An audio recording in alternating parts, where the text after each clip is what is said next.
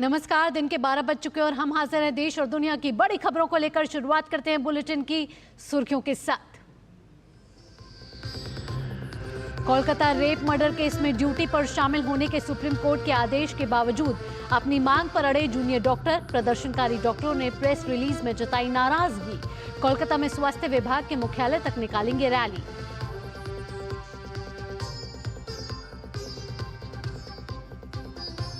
हरियाणा में भाजपा का mega nomination. मुख्यमंत्री नायब सिंह सैनी सहित 21 पार्टी नेता आज करेंगे नामांकन। अन्य दलों के नेता भी भरेंगे पर्चा।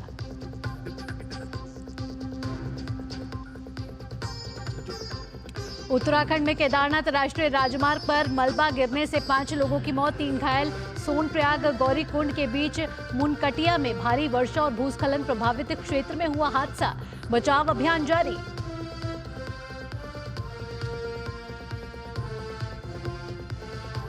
बहराइच के महासी इलाके में पकड़ा गया एक और भेड़िया। 6 में से 5 भेड़िए को वन विभाग की टीम ने लिया अपनी गिरफ्त में। छठे की तलाश जारी।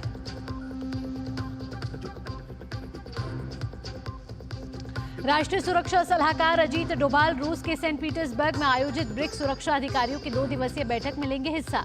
बैठक में रूस यूक्रेन युद्ध समेत तमाम मुद्दों पर सदस्य देशों के बीच होगी चर्चा।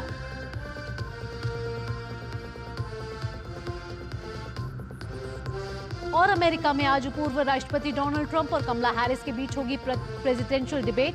90 मिनट की लाइव बहस में इकोनॉमी, इमिग्रेशन और अबॉर्शन लॉ जैसे मुद्दे छाए रहने की उम्मीद।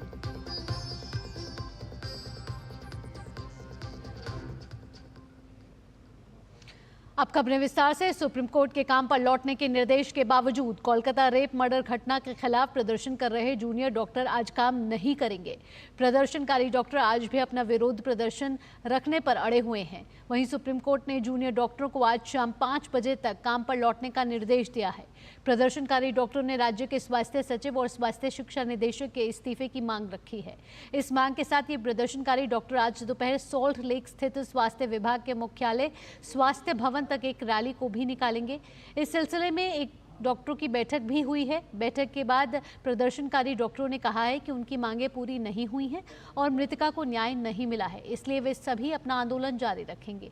आपको बता दें कि जूनियर डॉक्टर पिछले करीब 1 महीने से काम पर नहीं लौटे हैं। कल सुप्रीम कोर्ट ने डॉक्टरों को काम पर तत्काल लौटने का निर्देश देते हुए कहा था कि विरोध प्रदर्शन कर्तव्य की कीमत पर नहीं किया जा सकता। चीफ जस्टिस DY चंद्रचूड़, न्यायमूर्ति JB पारदीवाला और न्यायमूर्ति मनोज मिश्रा की पीठ ने प्रदर्शनकारी चिकित्सकों को मंगलवार यानी आज शाम 5 बजे तक काम पर लौटने का निर्देश दिया और उन्हें आश्वासन दिया कि अगर वे काम पर लौटते हैं तो उनके खिलाफ कोई प्रतिकूल कार्रवाई नहीं की जाएगी।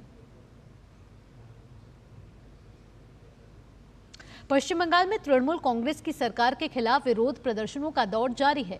अब भाजपा कूच बिहार में एक विरोध रैली में शामिल होगी। विपक्ष के नेता शुभेंदु अधिकारी ने मंगलवार को ट्वीट कर जानकारी दी है कि 4 सितंबर को कूच बिहार जिले के माथाभांगा में रात दखल और न्याय के लिए रोशनी आंदोलन के दौरान शांतिपूर्ण प्रदर्शनकारियों पर TMC के गुंडों ने हमला किया है। यह प्रदर्शन आरजीकर मेडिकल कॉलेज की PGT महिला डॉक्टर के लिए न्याय की मांग को लेकर आयोजित किया गया था।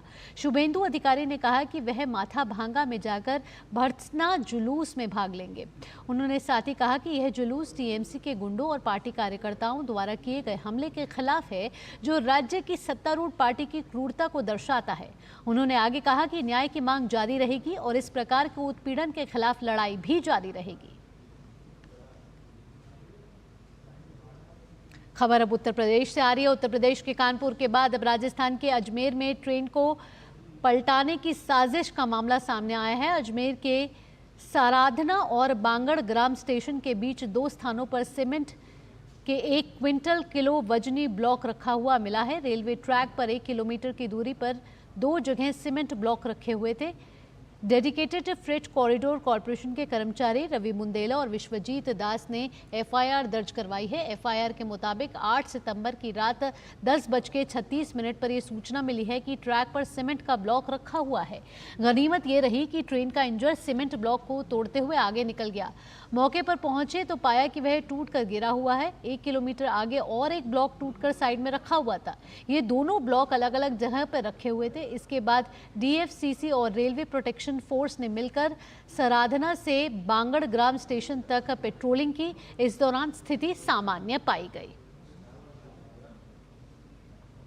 8/9/24 की रात्रि 10:30 बजे सूचना मिली कि जो लमाना गांव मंगलियावास का सरहद का गांव है, उसकी जो डीएफसीसी रेलवे लाइन है उसके ऊपर किन्हीं अज्ञात शरारती तत्वों ने पटरी पर 2 सीमेंट के जो है कंक्रीट ब्लॉक्स रखकर ट्रेन को जो है क्षतिग्रस्त करने, डीरेल करने के उद्देश्य से जो है उन्होंने 2 ब्लॉक्स रखे थे, जिनको जनानी नहीं हुई, ट्रेन तोड़ती हुई उन ब्लॉक्स को निकल गई, जिस पर सूचना उन्होंने हमें दी है। बाद में इसमें मुकदमा दर्ज कर लिया गया है 173/24, 150, 152 रेलवे एक्ट और 3 PDP एक्ट। एसएचओज उच्च अधिकारी मौके पे हैं। बाकी टीमें गठित कर दी गई हैं इन शरारती तत्वों का पता करने के लिए। अधिक जानकारी के लिए चलते हैं हमारे संवाददाता मुरारी गुप्ता के पास। मुरारी, आपसे ताज़ा अपडेट लेना चाहेंगे कि ये नाकाम कर दी गई है कोशिश, ये तो साफ हो गया है, लेकिन कौन थे इसके पीछे, क्या इसका पता लगाया जा चुका है? क्योंकि उत्तर प्रदेश के बाद अब अजमेर का ये मामला सामने आ रहा है। हालांकि सभी सुरक्षित हैं, ये एक खुशी की बात है। बिल्कुल, इस पूरे मामले में मांगियावास जो थाना है वहाँ एफआईआर दर्ज की गई है और पूरे अज्ञात लोगों के खिलाफ एफआईआर दर्ज की गई है। जैसा कि एसपी अजमेर ने बताया कि हालांकि इस मामले में अभी किसी व्यक्ति की शनाख्त नहीं की गई है, किसी को पकड़ा नहीं गया है, लेकिन पुलिस जो अजमेर पुलिस है और आरपीएफ है और डेडिकेटेड फ्रेट कोर से संबंधित सिक्योरिटी एजेंसीज हैं, वो लगातार इस बात की जांच करने में जुटी हैं कि वो कौन शरारती तत्व हैं जो ये सारी इतनी बड़ी साजिश जिन्होंने रची है। इससे पहले अगर आप बताऊं, राजस्थान में इससे पहले 2 घटनाएं और इसी तरह की हो चुकी है। पाली अहमदाबाद रेल मार्ग पर वंदे भारत को भी सेम इसी पैटर्न पर एक सीमेंट के ब्लॉक के माध्यम से पटरी को बेपटरी करने की कोशिश की गई थी। इससे पहले छबड़ा में भी इसी तरह का एक घटनाक्रम सामने आया था 23 अगस्त को, जहां पर रेलवे ट्रैक पर एक सीमेंट का ब्लॉक रख के पटरी को रेल को बेपटरी करने की कोशिश की। तो कहीं न कहीं एक ऐसा लगता है कि कोई एक समूह है इसके पीछे, कोई एक साजिश के तहत ये सब चीज़ें की जा रही हैं। गनीमत की बात ये रही कि चूँकि डीएफसी एक सिर्फ माल गाड़ी जाती है यहाँ पर, तो कोई किसी तरह की जनहानि और नहीं हुआ। अगर यही हालत कोई पैसेंजर गाड़ी के साथ ये स्थिति होती तो हो सकता है कोई बहुत बड़ा दुर्घटना हो सकती थी। तो कहीं न कहीं एक साजिश ऑफ द रिकॉर्ड रेलवे के भी अधिकारी स्वीकार करते हैं कि कहीं न कहीं एक साजिश के तहत इस तरह की चीज़ें की जा रही है, जिसकी निश्चित रूप से पता लगाया जाना चाहिए। रेलवे सिक्योरिटी का कहना है कि इन तरह की घटनाओं को रोकने के लिए लगातार पेट्रोलिंग की जा रही है और पेट्रोलिंग की जो दर है उसको बढ़ाने की कोशिश लगातार बढ़ाया जा रहा है। जी, हालांकि मुरारी, अब एफआईआर दर्ज की जा चुकी है। अगर प्राथमिक जांच की बात करें तो क्या जो इसके पीछे कुछ साजिश करता है, क्या उनके बारे में कुछ पता चल पाया है? क्या सीसीटीवी फुटेज से कोई जानकारी हासिल हो पाई है?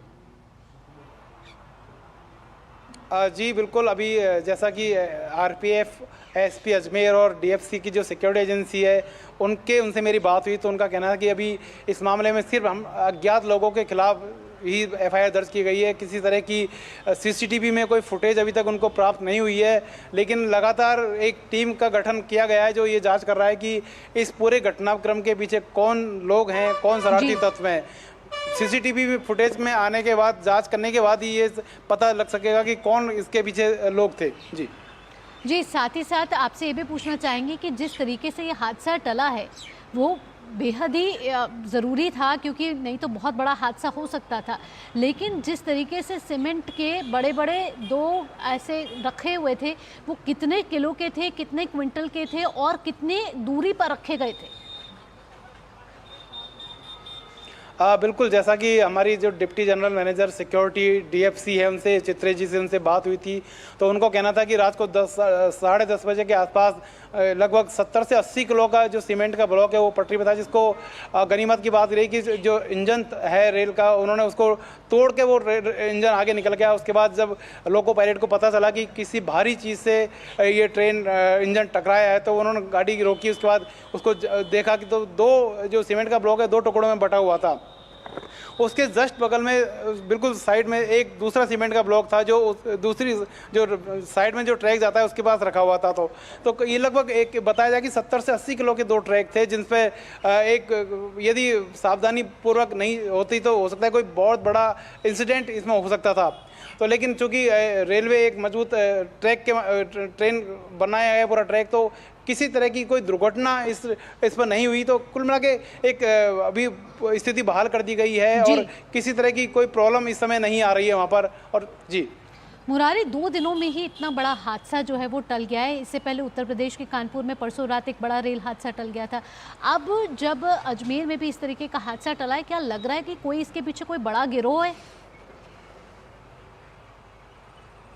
बिल्कुल, चूँकि अभी स्थिति बिल्कुल साफ नहीं है, लेकिन जब हम लोगों से बातचीत करते हैं, रेलवे के भी कुछ ऑफ द रिकॉर्ड लोग बताते हैं कि यदि हम पैटर्न को देखें, जैसे मैंने आपको पहले भी चर्चा की कि राजस्थान में छबड़ा में और पाली अहमदाबाद मार्ग पर वंदे भारत को लगातार, पहले भी कई रिकॉर्ड हैं जो वंदे भारत को लगातार ट्रैक निशाना बनाया गया है, किसी न किसी माध्यम से ट्रैक की पिन खोल दी गई है या वहाँ पर सीमेंट के कट्टे डाल दिए गए हैं या सीमेंट का ब्लॉक रख दिया गया है।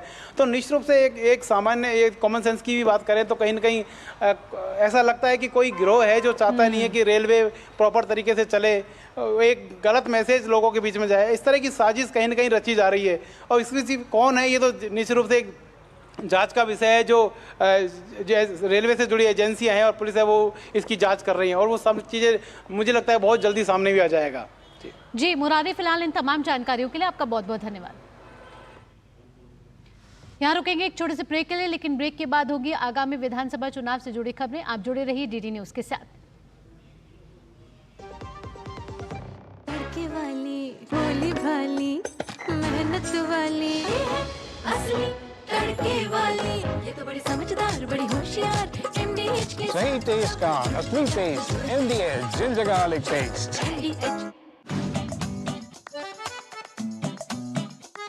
ये डाउट बहुत ही अमेजिंग चीज है, काम आसान कर देती है।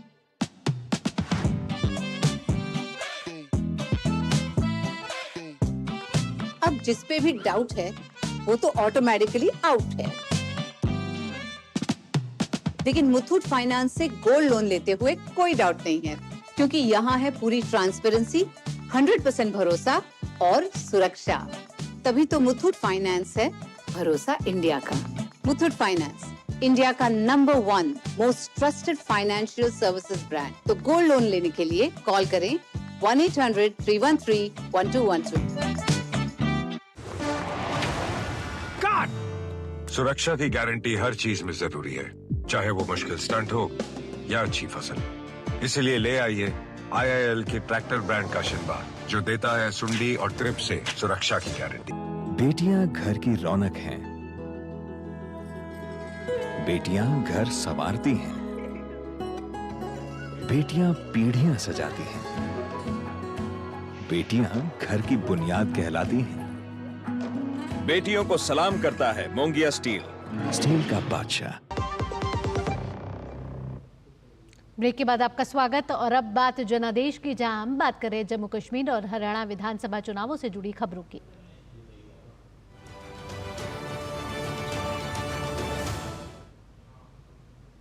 हरियाणा में विधानसभा चुनाव के लिए मुख्यमंत्री नायब सिंह सैनी समेत 21 नेता भाजपा की तरफ से नामांकन दाखिल करेंगे।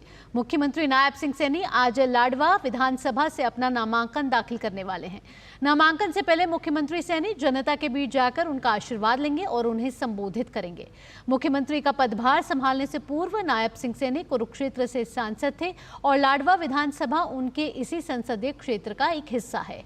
अपना नामांकन दाखिल करने के बाद मुख्यमंत्री नायब सिंह सैनी सैनी नारनौंद के लिए रवाना होंगे, जहां वे कैप्टन अभिमन्यु के नामांकन कार्यक्रम में हिस्सा लेंगे और कार्यकर्ताओं का उत्साह बढ़ाएंगे। भाजपा के 19 और प्रत्याशी भी आज नामांकन दाखिल करेंगे, जहां अलग अलग कार्यक्रमों में भाजपा के कई शीर्ष नेता उपस्थित रहेंगे। इनमें सडोरा से बलवंत सिंह, यमुनानगर से घनश्याम दास अरोड़ा, थानेसर से सुभाष सुधा, गुहला से कुलवंत बाजीगर, इंद्री से रामकुमार कश्यप, पानीपत शहर से प्रमोद कुमार विज, खरखौदा से पवन खरखौदा, सोनीपत से निखिल मदान, रानिया से शशिपाल कंबोज, उकलाना से अनूप धानक, हांसी से विनोद भयाना, हिसार से कमल गुप्ता, नलवा से रणधीर पनिहार, बाड़ड़ा से उमेद पटवास, दादरी से सुनील सांगवान, भिवानी से घनश्याम सराफ, बादशाहपुर से राव नरवीर सिंह, वहीं गुड़गांव से मुकेश शर्मा और पृथला से टेकचंद शर्मा शामिल हैं।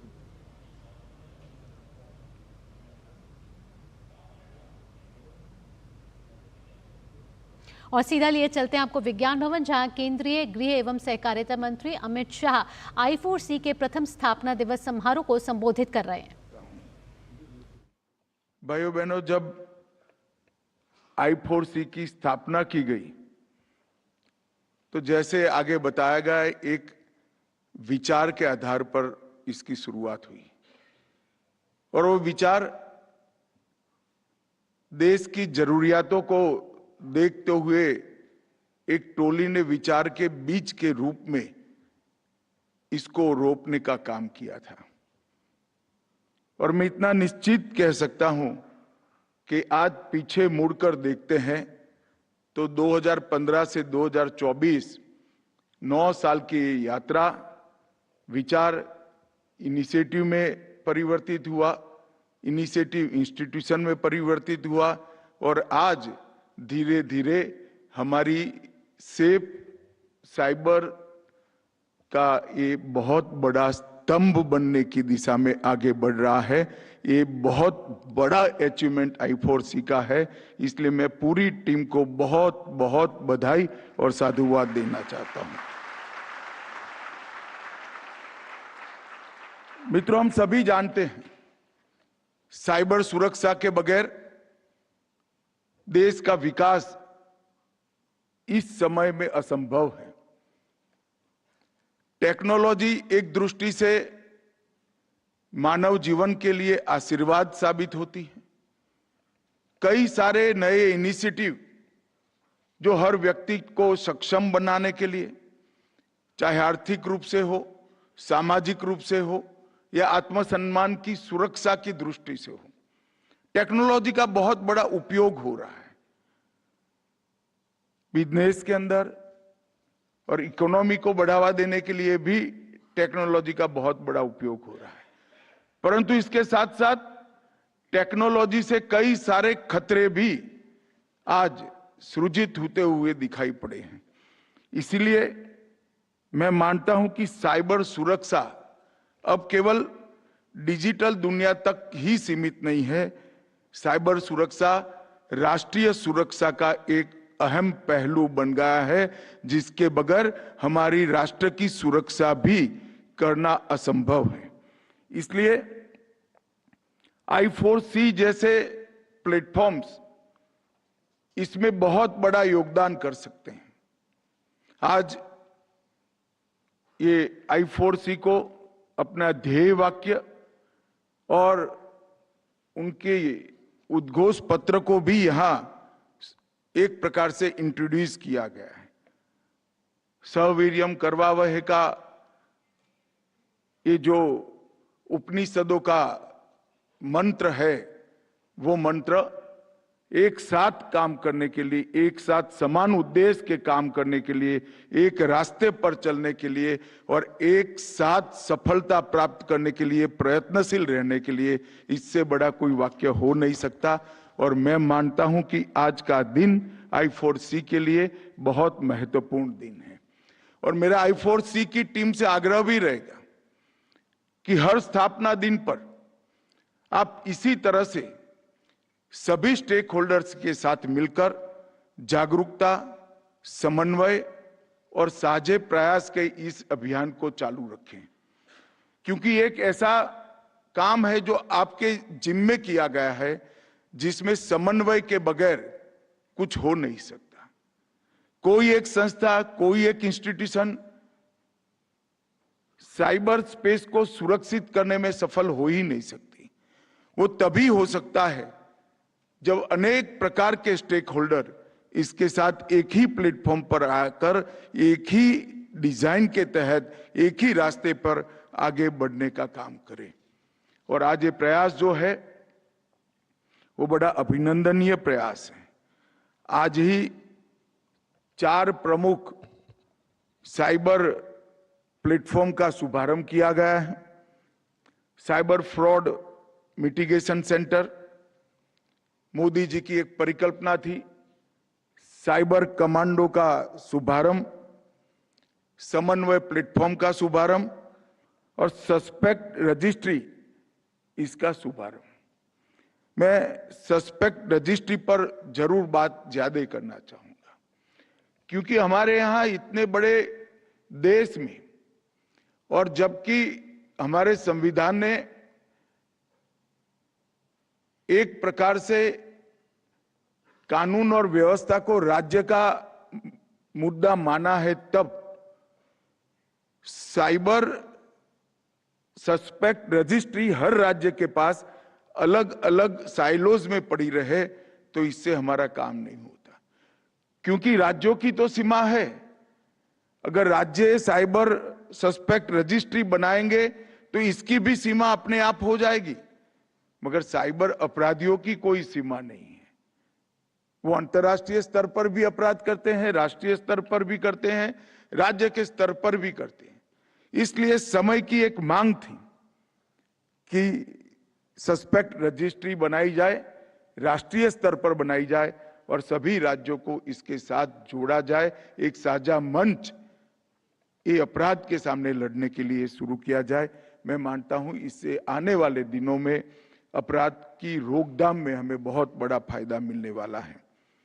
मित्रों, 10 सितंबर से I4C देश व्यापी एक जन जागरूकता अभियान भी आरंभ कर रहा है।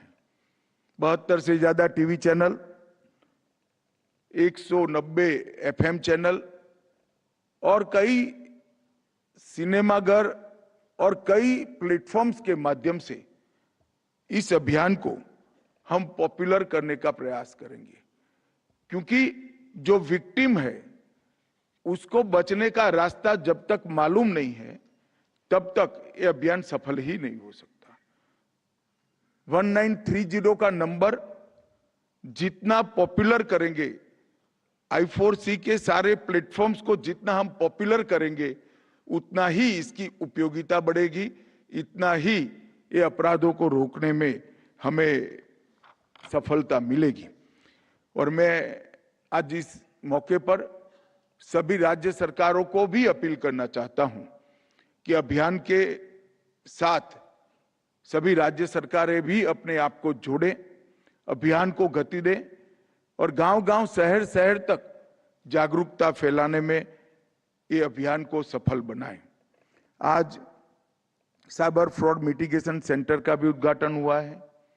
Bank, financial institutions, telecom company, internet service provider और पुलिस एजेंसी, ये सबको एक प्लेटफॉर्म पर लेकर ये CFMC का जो विचार रखा गया है, मुझे लगता है ये आने वाले दिनों में बहुत प्रमुख प्लेटफॉर्म साइबर अपराध की रोकथाम के लिए बनेगा। परंतु मैं I4C को इतना भी कहना चाहता हूं कि ये जो अलग अलग डेटा आता है और साइबर फ्रॉड मिटिगेशन सेंटर को एक और काम भी देना चाहिए, AI का उपयोग कर इसके अंदर से MO को आइडेंटिफाई कर इसकी रोकथाम के नए तरीके भी हम करें। जैसा आगे बताया, साइबर कमांडो परियोजना का शुभारंभ हुआ है। 5 साल में लगभग 5000 साइबर कमांडोज तैयार करने का लक्ष्य रखा गया है और समन्वय प्लेटफॉर्म वो भी एक प्रकार से बहुत उपयोगी साबित होने वाला है। मैंने कई बार कहा है, एक पुराना सूत्र था नीड टू नो, इसकी जगह ड्यूटी टू शेयर ये आज के समय की मांग है। और इसके लिए समन्वय प्लेटफॉर्म से ज्यादा कारगर कोई उपाय हो नहीं सकता। डेटा ड्रिवन अप्रोच के साथ समन्वय पोर्टल को हमने आगे बढ़ाया है और एक साझा डेटा कोष बनाने का ये शायद देश में सबसे पहला प्रयास है। और ये जो सस्पेक्ट रजिस्ट्री भी बनेगी वो हमारे कई सारे गुनहगारों को एक प्लेटफॉर्म पर लाने का काम करेगी। मित्रों, आज जो 4 इनिशिएटिव I4C और देश भर की पुलिस ने साथ में मिलकर ये लिए हैं, मैं मानता हूं कि ये लड़ाई को और पुख्ता और मजबूत और आगे आने वाले दिनों में इसको सफल बनाने में बड़ा योगदान करेंगे। हम थोड़ा पीछे मुड़कर देखें तो इंटरनेट उपभोक्ताओं की संख्या 31 मार्च 2014 को देश में 25 करोड़ थी और आज 31 मार्च 2024 को 95 करोड़ है। और जैसे डाउनलोड स्पीड बढ़ी है, कॉस्ट कम हुई है, इसके कारण डेटा की खपत में भी बहुत बड़ा बढ़ोतरी हुई। पहले औसत 0.26 GB था, आज 20.27 GB, लगभग 78 गुना बढ़ोतरी हुई है। और कई सारे डिजिटल इंडिया हमारा जो इनिशिएटिव है, इसके कारण देश में कई सारी सर्विसेज ऑनलाइन हुई है। 35 करोड़ जनधन खाते, 36 करोड़ रुपए डेबिट कार्ड, 2024 में एक यूपीआई के ट्रांजैक्शन को ही ले ले तो 20,64,000 करोड़ के रकम का लेन देन हमने डिजिटली किया है और 46% विश्व का डिजिटल ट्रांजैक्शन का वॉल्यूम आज भारत में हो रहा है। मैं ये इसलिए बता रहा हूं कि एक प्रकार से सिद्धि है कि दुनिया में आधे डिजिटल ट्रांजैक्शन भारत में हो रहे, मगर एक प्रकार से हमारे काम का व्याप भी बताता है। जब डिजिटल अकाउंट्स बढ़ते हैं, डिजिटल ट्रांजैक्शन बढ़ते हैं, तो डिजिटल फ्रॉड की सुरक्षा की रिक्वायरमेंट भी बहुत बढ़ जाती है। हमें इसके प्रति जागरूक रहना है। न केवल डिजिटल ट्रांजैक्शन, 2014 में 600 पंचायतें नेट से जुड़ी थी, आज 2,13,000 पंचायतें जुड़ी हैं और हमारा लक्ष्य है कि इससे नीचे भी हम इसको पहुंचाएंगे। 7 lakh kilometre optical fibre cable बिछाई गई है। ये मैं आंकड़े इस सभी लोगों को इसलिए बताना चाहता हूं कि हमारा काम कितना चुनौतीपूर्ण है, ये हमारे संज्ञान में होना चाहिए। जब डिजिटल ट्रांजैक्शन और डिजिटली डेटा का उपयोग इतना व्यापक मात्रा में बढ़ रहा है, तब साइबर फ्रॉड से इसको सुरक्षित करने की जिम्मेदारी भी हमारी बहुत बड़ी हो जाती है। साइबर अपराधियों द्वारा महत्वपूर्ण व्यक्तिगत डेटा की बिक्री, ऑनलाइन उत्पीड़न, महिला और बाल शोषण, फर्जी समाचार और tool kit, miss information campaign, कई सारी चुनौतियां हमारे सामने खड़ी की हैं और मैं अभी भी मानता हूं कि इसके उपाय के लिए आज भी हमें काफी कुछ करने की जरूरत है। हमने जो 3 कानून संसद में इंट्रोड्यूस किए, भारतीय न्याय संहिता, भारतीय नागरिक सुरक्षा संहिता और भारतीय साक्ष्य अधिनियम, ये तीनों कानूनों में हमारे देश को साइबर की दृष्टि से सुरक्षित करने के लिए पूरे कानूनी इंतजाम हमने 3 कानूनों के अंदर कर दिए हैं। कई सारे टेक्नोलॉजी ड्रिवन इनिशिएटिव भी इसको कानूनी जामा पहनाने का हमने काम किया है और इन्वेस्टिगेशन साइंटिफिक पद्धति पर हो और क्वालिटी ऑफ इन्वेस्टिगेशन में सुधार आए, इसके लिए भी हमने ढेर सारे काम किए हैं। मैं मानता हूं कि हमारे लक्ष्य को इससे बहुत बड़ी मदद मिलने वाली है। मित्रों, I4C ये 9 साल की उसकी यात्रा में और एक दृष्टि से गृह मंत्रालय का अधिकृत हिस्सा बनने के बाद 1 साल की कम आयु में बहुत अच्छा काम किया है। परंतु हमारी जरूरियात आप लोगों को आराम करने की परमिशन नहीं देती है। हमारी रिक्वायरमेंट बहुत बड़ी है। अनेक प्रकार के फ्रॉड, नए नए प्रकार और नए नए प्रकार के फ्रॉड का इजाद छोटे छोटे बच्चे भी करने लगे हैं।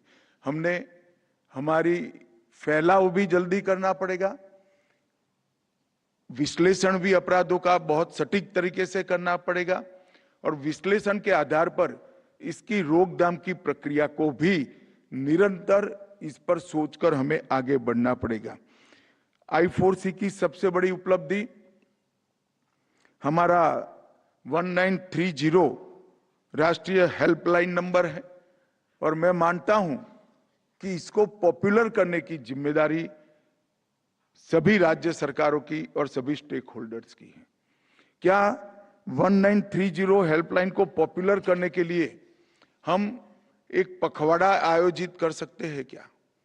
I4C के मित्रों को मेरा आग्रह है, सभी राज्य सरकारों से, गृह मंत्रालय भी इसमें इनिशिएटिव लेगा, सभी राज्य सरकारों के साथ मिलकर 6 महीने के बाद एक पखवाड़ा हम आयोजित करें। राज्य सरकार का एक भी इनिशिएटिव, एक भी एडवर्टाइज, कुछ भी 1930 एक कोने में न हो, ऐसा नहीं होगा। अगर मैं मानता हूं कि सभी प्लेटफॉर्म पर से एक साथ 1930 को पॉपुलर करने का एक अभियान चलेगा तो निश्चित रूप से जिनके साथ फ्रॉड होता है उनको सुरक्षा भी महसूस होगी, तुरंत इसकी रोकथाम भी होगी और जो फ्रॉड कर रहे हैं उनके मन में भी एक बहुत बड़ा भय उत्पन्न होगा और हमारे लक्ष्य की ओर हम आगे बढ़ेंगे। अब तक I4C ने 600 से अधिक एडवाइजरीज इश्यू की है। कई प्रकार के साइबर अपराधियों द्वारा संचालित website, social media page, mobile apps, accounts सबको ब्लॉक करने का काम किया है और I4C के अंतर्गत दिल्ली में एक राष्ट्रीय साइबर फोरेंसिक प्रयोगशाला की भी स्थापना की गई है। आने वाले कुछ दिनों में इसी का एक्सटेंशन हम सभी CFSL में करने वाले हैं, जिससे इसका व्याप क्षेत्रीय स्तर पर और फिर राज्यों के स्तर पर भी आगे बढ़ेगा। 1100 से अधिक अधिकारियों को साइबर फोरेंसिक्स से प्रशिक्षित किया गया है और ये अभियान और नीचे तक, जिलों तक, तहसील तक ले जाने का हमारा बहुत महत्वाकांक्षी प्रोग्राम है। साइबर क्राइम कंप्लेंट को ध्यान में रखते हुए मेवात, जामताड़ा, अहमदाबाद, हैदराबाद, चंडीगढ़, विशाखापट्टनम और गुवाहाटी जो 7 जॉइंट साइबर कोऑर्डिनेशन टीम्स गठित की है, इसके भी बहुत अच्छे नतीजे हमें मिले हैं और मैं मानता हूं कि आने वाले दिनों में इसका और व्यापक स्तर पर हम विस्तार कर पाएंगे। I4C ने साइबर दोस्त के नाम से विभिन्न सोशल मीडिया हैंडल्स पर एक प्रभावी जागरूकता अभियान भी चला है। साइट्रेन नाम का एक लर्निंग मैनेजमेंट सिस्टम की भी स्थापना की गई है और I4C के national cyber crime research and innovation centre के अंतर्गत पुलिसिंग के से जुड़ी हुई समस्याओं के समाधान के लिए कई सारे हैकेथॉन को भी आयोजित किया गया है। इस सारे प्रयासों से मैं मानता हूं कि हम एक मकाम पर जरूर पहुंचे हैं, परंतु हमारा लक्ष्य काफी दूर है। लक्ष्य के लिए और सटीक तरीके से रणनीति बनाकर एक साथ वो रणनीति पर एक दिशा में हमारे जो ध्येय वाक्य है सहवीर्यम करवावहै, इसके उद्देश्य से आगे बढ़ना पड़ेगा। मित्रों, आज एक अच्छा इनिशिएटिव I4C ने यहाँ पर लिया है और ये अभियान को इससे निश्चित रूप से गति मिलेगी। कल से शुरू होने वाला जागरूकता अभियान भी आगे आने वाले दिनों में बहुत बड़ा फायदा दिलाएगा, इसका मुझे पूरा विश्वास है और आने वाले समय में हम टेक्नोलॉजी से देश को आगे तो बढ़ाएं, परंतु अपनी टेक्नोलॉजी, अपने डेटा और अपने अहम इंस्टॉलेशंस को सुरक्षित भी करें। इसके लिए I4C की एक बड़ी भूमिका है और वो अच्छे से निभा रहे हैं। मैं I4C की पूरी टीम और उनको सफल बनाने के लिए देश भर में, यहाँ सभागार में और देश भर में ऑनलाइन जुड़े हुए सभी स्टेक होल्डर्स को बहुत बहुत शुभकामनाएं और धन्यवाद देकर मेरी बात समाप्त करता हूं। वंदे मातरम। I4C के प्रथम स्थापना समारोह को केंद्रीय गृह एवं सहकारिता मंत्री अमित शाह संबोधित कर रहे थे। जिन मुख्य बातों का केंद्रीय गृह एवं सहकारिता मंत्री अमित शाह ने जिक्र किया, उसमें उन्होंने बताया कि तकनीक का बहुत बड़े तरीके से उपयोग हो रहा है और कई इनिशिएटिव्स लिए जा रहे हैं। अर्थव्यवस्था मजबूत हो रही है, लेकिन इसके खतरों से भी हमें जागरूक रहना होगा। इसी के लिए आज I4C के कई इनिशिएटिव्स आज लिए गए हैं और इस इनिशिएटिव में cyber fraud litigation centre, suspect registry शामिल है। उन्होंने साथ ही साथ कहा कि 1930 जो कि राष्ट्रीय हेल्पलाइन नंबर है, उसके लिए जागरूकता फैलानी होगी, उसको लोकप्रिय बनाना होगा और इसके लिए एक पखवाड़े का भी आयोजन किया जाना जरूरी है। साथ ही उन्होंने बताया कि इस खतरों के लिए जिस तरीके से I4C इनिशिएटिव्स कर रहा है, उसके लिए सरकार भी प्रतिबद्ध नजर आ रही है। बढ़ते हैं अगली खबर की ओर। बता देते हैं हम, क्योंकि प्रधानमंत्री ने नवगठित अनुसंधान राष्ट्रीय अनुसंधान फाउंडेशन ANRF की पहली जनरल बोर्ड मीटिंग की अध्यक्षता की है। इस फाउंडेशन का उद्देश्य भारत में अनुसंधान और विकास यानी कि R&D को बढ़ावा देने के साथ साथ देश के विश्वविद्यालयों, अनुसंधान संस्थानों और R&D प्रयोगशालाओं में अनुसंधान और नवाचार की संस्कृति को बढ़ावा देना है। प्रधानमंत्री नरेंद्र मोदी के विकसित भारत के विजन को 2047 तक पूरा करने में ANRF महत्वपूर्ण साबित होगा। ANRF रिसर्च और डेवलपमेंट को बढ़ावा देने के साथ साथ भारत को ज्ञान आधारित अर्थव्यवस्था के रूप में भी तब्दील करेगा। तो प्रधानमंत्री नरेंद्र मोदी ने आज एक महत्वपूर्ण घोषणा की है और प्रधानमंत्री ने नवगठित अनुसंधान राष्ट्रीय अनुसंधान फाउंडेशन ANRF की पहली जनरल बोर्ड मीटिंग की अध्यक्षता की है।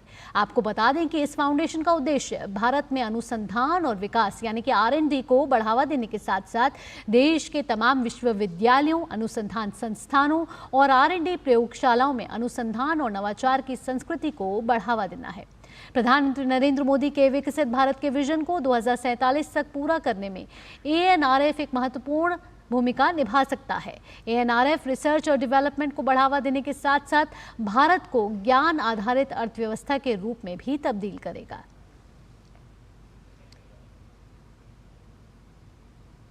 और इसी के साथ इस बुलेटिन में इतना ही। देश और दुनिया की बाकी खबरों के लिए आप देखते रहिए DD न्यूज़। मुझे दीजिए अनुमति। नमस्कार।